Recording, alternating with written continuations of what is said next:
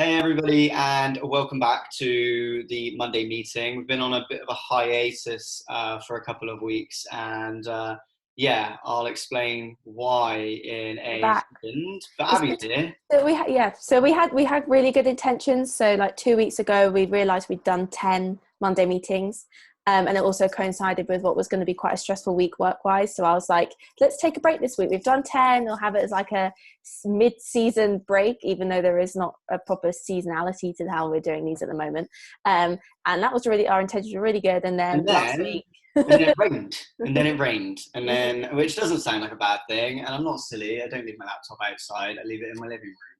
But apparently my living room gets wet too. So it rained a lot last Friday, whenever it was, and I came into my living room in the morning and my window was all wet and the light fitting had leaked directly onto my MacBook, which I'd left on my coffee table, which you never expect to get wet. It's kind of inside in a flat that you pay rent for. So that's dead. Put it in rice for like 48 plus hours, left it in a room with a radiator on. I was basically cooking an Apple product, oh God. which kind of technologically crumbled, so you could call it an Apple crumble. Oh God, please don't ever say that ever again. Okay, no, that was too. Take it back. So that's screwed, but a very kind neighbour lent me their laptop, so I'm doing that on this right now whilst I get my landlord to hopefully replace my laptop. But anyone with a landlord knows that might be quite difficult. So we'll see. But what else happened? What did you do? What's going on with you? Well, I've actually got a new mug, which is probably the most exciting addition to my life for the past 2 weeks, to be honest with you. So for the whole So, series, we've been talking about getting me a new mug, and you've had like yeah. more than one mug during this. No, so essentially what happened was that when I came back to be at my mum's, I left my normal go-to mug at home. Okay. And I haven't had a mug that has felt like my own since I've been here. And this arrived last week, and I'm very excited about it. It's a really good size, and it's blue, and That is a yeah, bucket of it's great. tea. It's a bucket of tea, essentially. Yeah. It actually works out as something like 500 milliliters of tea, and I know that's a bit terrifying, having half a litre of tea every time I have a cup of tea. But Yeah. I'm not complaining, because right now I need tea. So that's been the Yeah. main addition to my life. I've also taken up paint by numbers, which is another new addition to my life, which I'm very much enjoying right now. And I've read a lot of books. So, well, I did reread the entire Twilight series just because why not? Sometimes That's why not. terrible escapism. I'm not even ashamed that I read it. I really thought about not saying it then for a second, and I was like, no.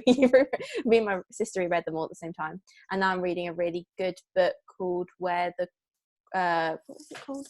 Where the Crawdads Sing. Sorry, it's on the side over there. Where the Crawdads Sing, which I'm reading and kind of getting through very quickly and would recommend. But yeah, how about you? What's new in your life over the past, aside from a borrowed laptop? I am now a horticulturalist. As many other people may be finding, they are turning their fingers green at the moment and planting and looking after things. I'm doing it in a very 21st century way by just plugging something in. Mm-hmm. Huge thank you to Spencer and Pete at Agency Nomics, whose podcast I was on not too long ago.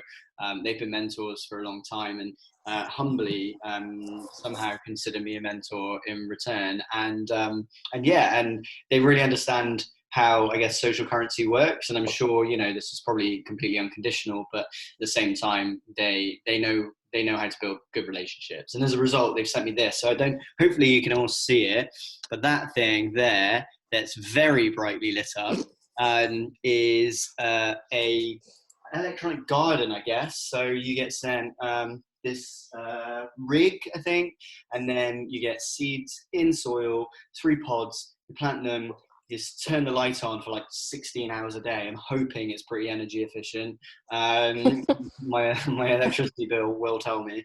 And they grow, supposedly. And actually, I looked the other day, and it's been on for like 4 days so far, and they're actually already growing. So I'm going to have way more basil than I know what to do with. So lots of pesto. You do realise that the next time we do one of these Monday meetings, you're going to have to actually bring it over and show us the growth of the herbs and stuff that you've I will. grown, because I was going to post. I have no trust in you that there's anything actually happening in that box at the back there. It's just okay, right. I'm going to bring it over now. Oh no, don't. We don't have enough time. Quickly.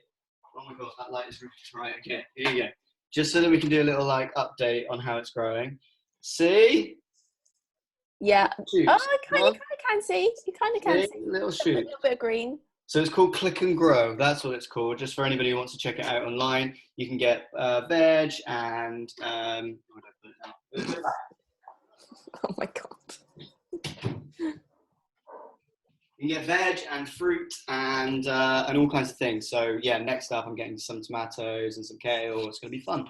You can get all different sizes, but exactly. Seems good. So that's me at the moment. I'm becoming a bit of a green-fingered genius, let's say.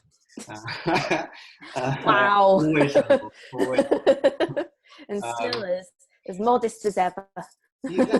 Exactly. And then what's been going on like in the world of startups and work? What have you been seeing? Well, I was saying to you earlier on just how I kind of like, I don't know what's happened over the past couple of weeks. My brain has gone like completely like blank with stuff that's happened in like the general startup world. So I thought I would touch on some of the innovations that we've seen from within the Yena community over the past month or so since lockdown started, because there's just some really cool things happening, and we want to try and like shout about these as much as possible. So our Edinburgh host, Tom Harries, has launched this thing called the Edinburgh Lockdown Economy, which is like a website for local businesses to help them sell and kind of deliver locally, whilst they can't obviously do things in person. So it's like restaurants and bars and cafes and all sorts. So there's a wide variety of things on there, but that's really like taken off, and he's doing a really good job with that. So go Tom. There is one of our members, Kristen, is running like virtual co-working like meetups at the moment, which I think is really, really cool, because I know a lot of people are missing being in co-working spaces and having that kind of room to just have small talk with other people. She's in like Malta. She's in Malta, yeah. Nice. So truly global, well, at least European kind of event, which is really cool. And then also I want to shout out to Ben Daly, who runs a roofing business, but has kind of switched to doing green waste collection at the moment, because a lot of waste collection services are disrupted right now. And he's kind of stepped up and is doing stuff to do with that. So yeah, just 3 kind of things that I've seen happening. I'll try and pick up on different things each week. I quite like the idea of it being a bit of a segment. So going to keep an eye out and hopefully talk about some other things next week as well. But yeah, so that's my topical thing. That and the fact that I had, it's really, really cool. Really, really cool. My only other slight topical things, though less topical, more just slight frustration, is the sheer number of webinars about the same things I'm seeing at the moment. I am starting to go slightly insane. Like, you realise the irony of us filming our Monday meeting and you saying that? Yeah, probably. But I like to think of these as like refreshing and different and candid and kind of, at the very least, unusual. Yeah, I'm just seeing a lot of webinars about similar stuff, and it is slowly driving me insane. So yeah, we've been brainstorming about some different formats that we can do so we don't fall into that trap ourselves. And it'd be cool if other people could start doing other stuff too, because it just feels very oversaturated right now with really similar things. So yeah, that was my pet peeve of the week as well. But yeah, what about you? What's your perfect transition into my topical thing, actually? So that was ideal. We didn't even practice that. Well, that wasn't rehearsed, no. It's suspicious. Was that so we were talking about different ways of doing things and how, in the limited confines of using Zoom or TO as we like to use, or Hopin or other softwares, how do you differentiate? And I think it's around format, not necessarily output or function. And so like, how do you do that? Because events can be done in different ways in a physical realm, right? You do speed networking, or you do a talk, or you do a conference, like loads of things. Virtual, that's minimized. But what I saw last week was record breaking and pretty bonkers from a technology point of view. So for those of you who aren't into music or gaming, which I'm into both of, you might have missed the fact that Travis Scott, who is a fairly well-known rapper and music artist, collaborated with Fortnite, obviously the incredibly popular game. And the way that they collaborated was by running what is called a live event. So Fortnite is a shooting game which is based on a battle royale format. It's a huge map where people come together and they fight each other. I'm sure many of you are probably familiar by now, but what happened during this live event was that during a game, which was just a normal game, people were expecting this to happen, turned up, and Travis Scott performed a music gig virtually via Fortnite in kind of, I guess, like 100 foot versus the normal size of people, in front of an audience of what ended up being, I think it was over 12 million people concurrently. So officially the largest gig ever performed virtually, I guess, and potentially even in person, if you can call it that. Obviously with the I'm presuming the exception of things like Live Aid, etc., which were obviously televised instead. So yeah, a huge step forwards for what's happening virtually. I mean, previously they had Marshmello, who performed as well, and that was obviously their first step into collaborating in that way. But lots is happening in the virtual world. Obviously, we've got Tio using, avatar-based experiences for conferences and business networking. You've now got music conferences happening virtually through games. I think it's just a setup that no one really ever saw coming, gaming with music performances. But in a world of Ready Player One, kind of fascinating to see how that might progress. That's a super cool crossover as well, like you said, not something you'd necessarily expect.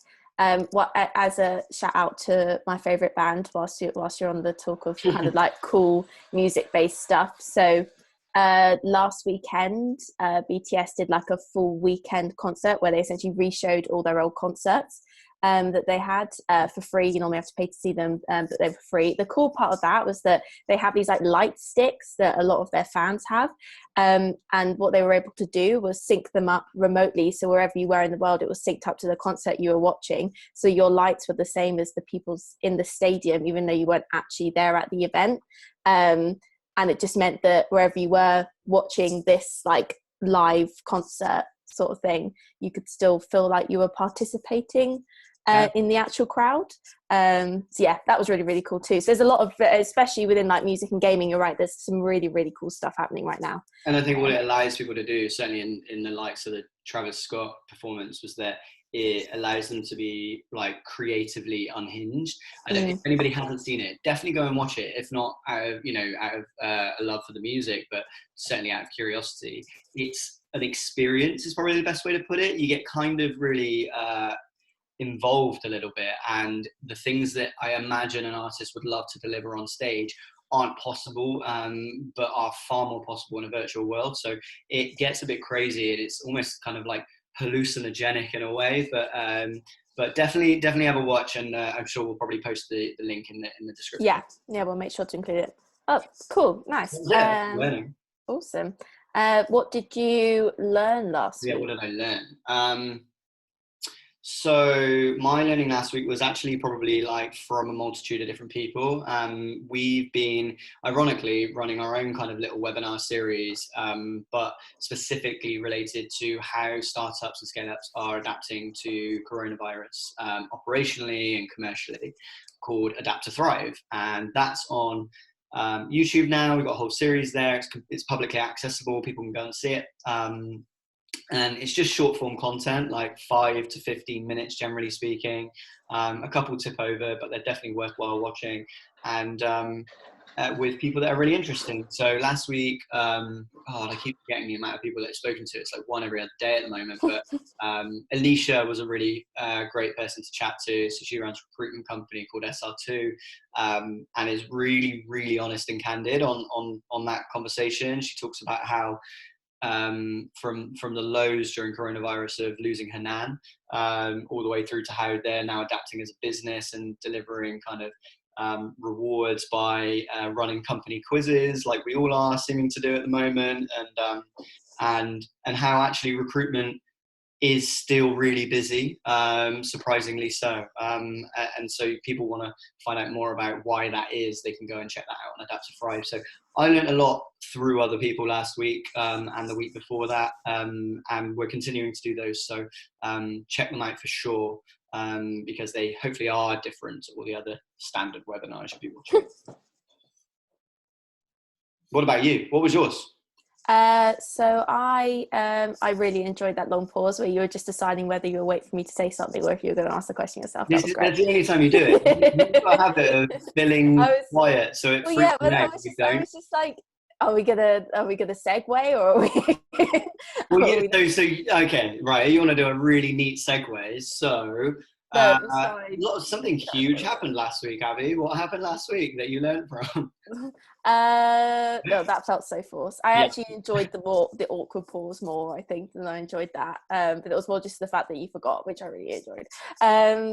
So it wasn't actually last week. 2 weeks ago now. The reason why we were so busy, and I was like, we decided to not record one of these, was because I was writing our Innovate UK grant application. So they were doing a call out for any businesses that were could essentially try and deal with some of the indirect and direct impacts of coronavirus right now, going from kind of like equipment supplies and medical stuff all the way through to kind of like community level impacts on specific groups of people and that sort of thing. And we've never written an Innovate UK grant application before, or really a grant application really at all. I've done some stuff before, but as Yena, we've never done one. And so that was quite an experience learning how to write for that audience, I think. I'm lucky I've got some kind of experience in doing that sort of application. But as I said, it's very different writing it from the perspective of where we're at now. We're not, especially when it's a grant application, but you're not a charity, or you're not used to writing in that sort of tone. I guess I just wanted to, what I learned was really random stuff, like, because obviously it's an innovation based grant, so you've got to be able to talk about the innovations that you're going to be doing, and we apply for R&D tax credits and we get those, so clearly we're doing some form of innovation, but being able to talk about it in a way that is really technical is quite hard, because that's not my with forte. That word count as well, by the way. I think I wrote about 3.5 if not 4,000 words in 2 days, so it was, and we had to cut it down. My uni days, to be honest with you. Sure. It was, and then we like cut it down. Section there was like 700 words, and then you were like, cool, so now we need to cut that to 400, and I'm like, it was stressful. It was a great lesson learned in both time management and also how to write for a kind of audience that I'm not used to writing for, and all sorts of things about, like, technical approaches and like work, just even language that I would never normally use within kind of like the context of the project management that we do within Yena. So it was really different, but I feel like I learned a lot, and as I've said to you, like, now we've done that, even if we're not successful, it's still been super valuable in like writing that and how to approach that style of application, and some of the transferable stuff that I've learned that we can then just use within the company as a whole anyway. So even though it was probably the most stressful 48 hours of my entire life, I don't regret it. I did regret it at the time massively, but now it's done, I feel less bad about it. And there's extra learnings that can be taken from it as well. So something that I learned, like secondary to you, I guess, was that it's kind of reinstilled the idea that there are different levels of detail you can go into about what you're building. And I'm having this conversation at the moment with one of the members in the community who's building a new platform. It's kind of a social platform. It's very much in stealth at the moment, and so he's finding it very difficult to describe it without giving the game away and making sure that it can be protected.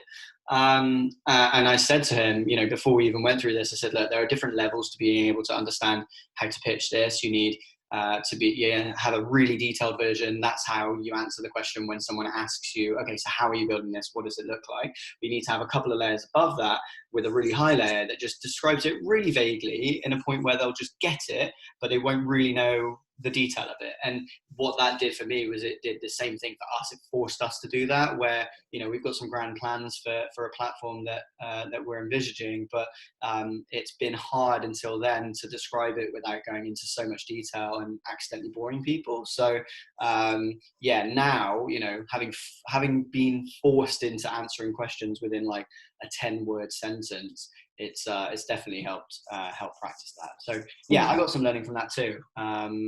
But yeah, it was stressful. And I know you were stressed. So yeah, how are you feeling about it now? Well, it was over a week ago now, so I've recovered just about. I have had several migraines in the past week, so maybe it might be like latency in response to that. Who knows? But I feel better about it being done. As and when we'll find out, I don't really know, but it's all being done with quite a quick turnaround right now. So it'll be interesting to see. I know a couple of other people we know have put in applications too, and there's lots of work happening within the community and amongst our partners around kind of what they can do to support people at the moment. And so it would be really like good to see what comes out of it. And yeah, I'm like excited to see that regardless of whether we get it or not. So that's kind of my current mental headspace on it anyway. But yeah, what about this week? What are you focusing on this week? You've got a couple of things. There's one like super big thing. There's the big thing. We'll leave that to last. Obviously. We'll leave that to last. Yeah. Leave that to last. But this week, I'm doing something that I did not last week, but the week before. But I'm doing it on a different time to accommodate everybody else, which is our lockdown live or quarantine, as in tea, episode, I guess, which is a live session where one of us, it'll be me this time, goes live in the Facebook group, which we have privately available for members, which is now more accessible than ever. We'll get into that in a second. But just do that for about an hour and update everybody on what we're doing more in depth than we go into in these calls, and just ask questions or answer questions that people might have. So it's kind of an AMA, and ask me anything, and there's not really any limit on that. But the last one went really well, and I'm looking forward to this one.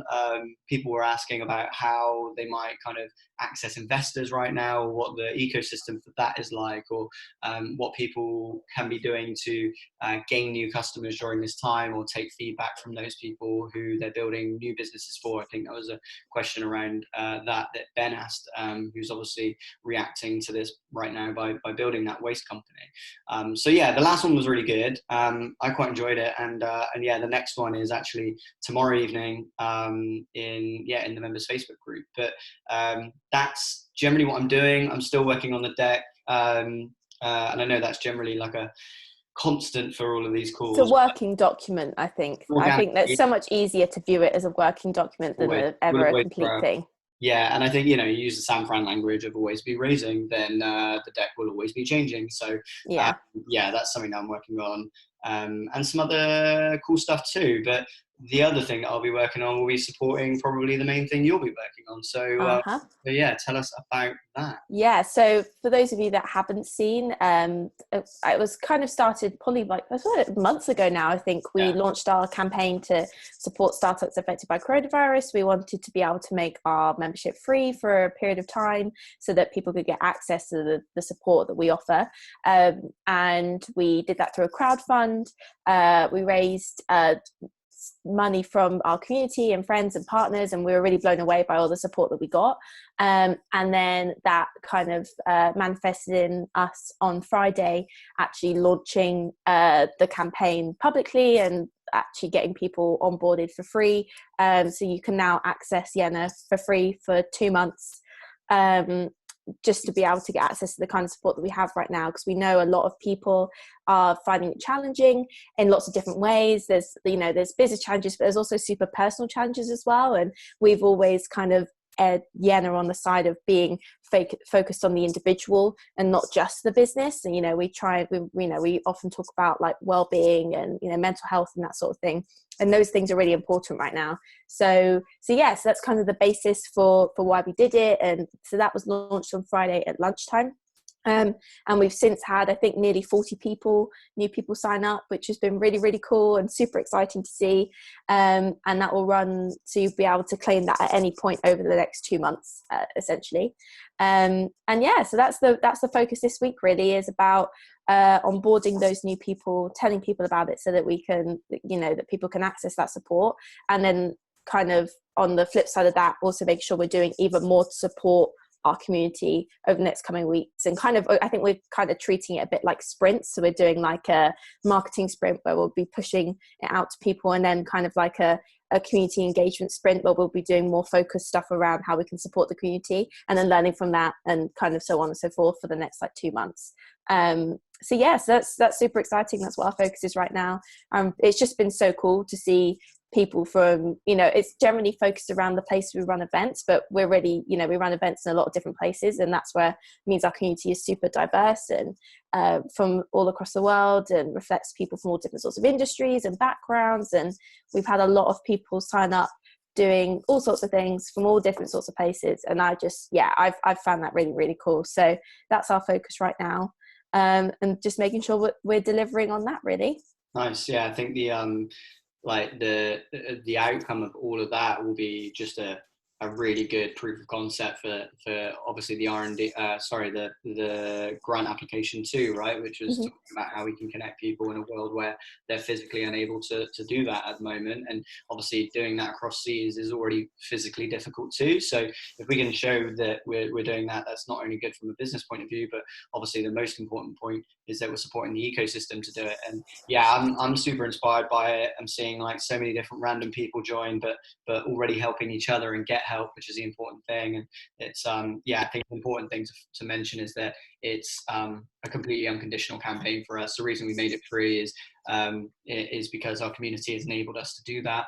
But obviously, we hope people stay, and if they don't, that's cool. It's just there if people need it. So yeah, just making sure that we're doing what we can. We've got a responsibility to support people professionally, and right now we've got a responsibility to support people morally. So yeah, it's something that has to happen, and we're in a position, lucky enough to be able to do that. But thanks to our supporters of that campaign. So yeah, cool. Well, I mean, obviously we've got a lot to be getting on with. Yes, we do. But exciting stuff. So it's really nice to see the campaign come to fruition after all the work we did talking about it like a month ago or whatever, and being able to actually have it be live now is just super, super cool. So but a lot of work to be done off the back of that. Our community is growing quite rapidly at a rate that we're not used to, because it's not normally as accessible as it is, which is a great opportunity for us, but also means that there's challenges that come with that. So yeah, for us, it's a really big learning curve. And like you said, kind of a proof of concept / test run for some future stuff that we want to be able to do as well. So yeah, that's the focus at the moment. Sweet. I guess therefore the sign off really should be, you can sign up to Yena right now, and it doesn't cost anything. And if you feel that it could be useful to you and you need it right now to be able to connect with more people and more opportunities and start up and scale up ecosystem, if you're a freelancer, if you haven't started yet, if you're already growing, then we're here for you. I think it's important to mention, because some people still misunderstand this, that Yena is for all sectors, all stages, and all ages. We started way back when as a network specifically for young entrepreneurs, but there are a lot of people in our community that don't class themselves as that and haven't joined as a result. We would love to have you anyway, and we always have wanted to have you, but now there's literally no barrier to at least explore what that feels like. So yeah, if it's something that sounds useful to you, then feel free to be part of it. It only gets better the more people that are involved. So we're there to make that happen and facilitate it. So all of the links to join will be in the descriptions attached to this video. And yeah, you can find out more there. Anything else you want to end on? No, just again, a massive thank you to the people that supported that campaign. I think it goes without saying that we wouldn't have been able to do it without you guys. So thank you very, very much. We'll also link to the page about the campaign, and it has all the thank yous and stuff of the people on there who have supported it. So yeah, so just thank you to them, and yeah, that's it for me. We should be, assuming laptop permitting, we should be back again next week too. So yeah, hopefully so. I'm off to text my landlord right now. So yes. Thanks everybody for joining us. Thank you again to all our amazing supporters and to the community. Excited to see it grow. And yeah, we will be hopefully back again next week with an update on fingers how crossed plants are growing. I feel like I need to get a partner. Next week I'll show my paint by numbers, and we'll have that as an ongoing segment too. You nice. can show my plant, I'll show my paint by numbers. We'll become like a weird show and tell. Sweet. So we'll see you guys then. Cool. Okay, bye guys. Bye. Bye.